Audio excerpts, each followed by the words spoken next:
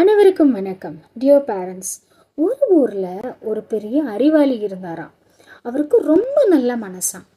மக்கள் எல்லாரும் நல்லா இருக்கணும் அப்படிங்கறக்காக நிறைய அறிவுரைகள் சொன்னாராம். முதல்ல அவர்கிட்ட நெருக்கமாக பழகின மக்கள் கொஞ்சம் கொஞ்சமாக அவரை விட்டு விலக ஆரம்பிச்சாங்களாம். சுச்சு என்னடா அது அப்படின்னு சொல்லிட்டு தங்கிட்ட யார் வர்றாங்களோ அவங்களுக்கெல்லாம் பரிசு பொருள் கொடுக்க ஆரம்பிச்சாங்களாம். அவர்கிட்ட வந்த மக்கள் பரிசு பொருள்களை வாங்கிக்கிட்டாங்களாம். ஆனால் எதுவுமே அவங்க ஃபாலோ பண்ணவே இல்லையா. என்னடா அது அப்படின்னு சொல்லி ரொம்ப வருத்தப்பட்டாராம்.